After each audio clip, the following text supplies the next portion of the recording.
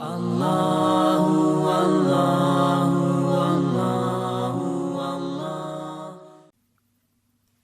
مومنون کی آیت نمبر 78 سورہ مومنون کا 5واں رکوع اور 18ویں پارے کا بھی یہ 5واں رکوع ہے۔ اللہ رب العالمین نے ارشاد فرمایا وَهُوَ الَّذِي أَنشَأَ لَكُمُ السَّمْعَ وَالْأَبْصَارَ وَالْأَفْئِدَةَ، اور وہی ہے جس نے بنائے تمہارے لیے کان اور آنکھیں اور دل،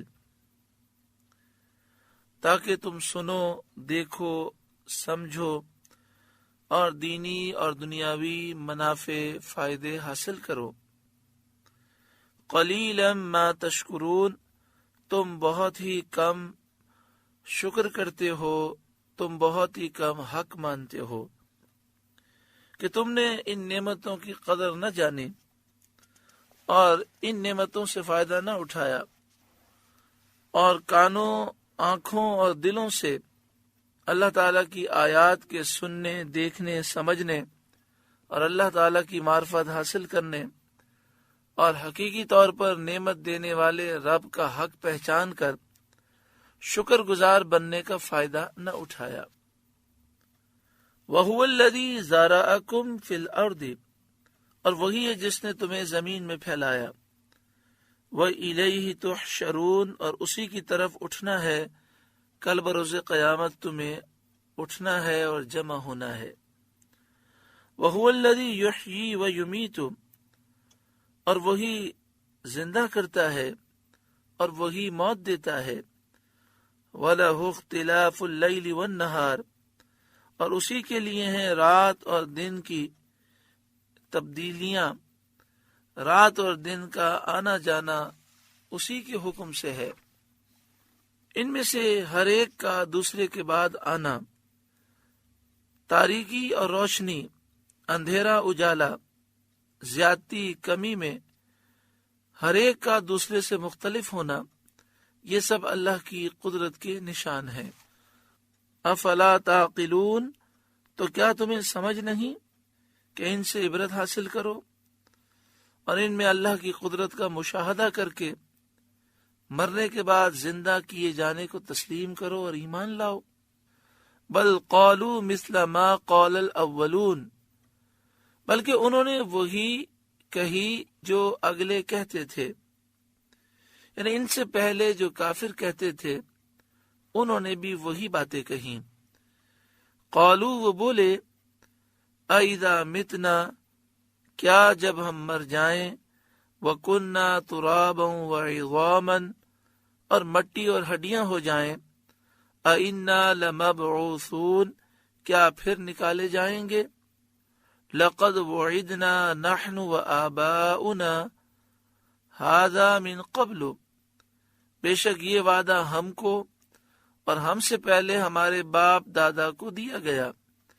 إِنْ هَذَا إِلَّا أَسَاطِيرُ الْأَوَّلِينَ، یہ تو نہیں مگر وہی اگلی داستانیں، یہ پرانے زمانے کے قصے کہانیاں ہیں جن کی کچھ بھی حقیقت نہیں۔ کافروں نے قرآن کے متعلق اور اس وعدے کے متعلق ایسی باتیں کہیں۔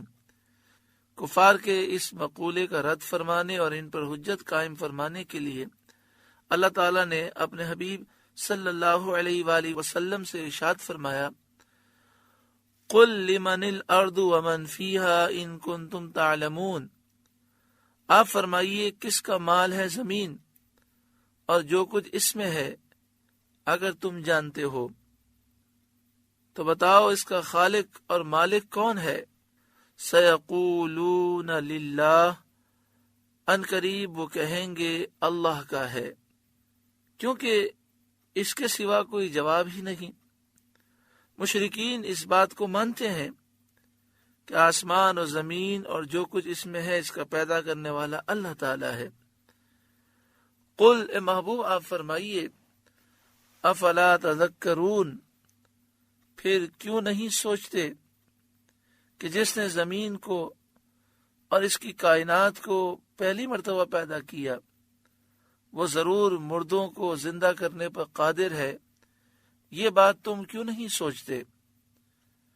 قل اے محبوب آپ فرمائیے مر رب السماوات السبع و رب العرش العظیم، کون ہے مالک ساتوں آسمانوں کا اور بڑے عرش کا مالک کون ہے؟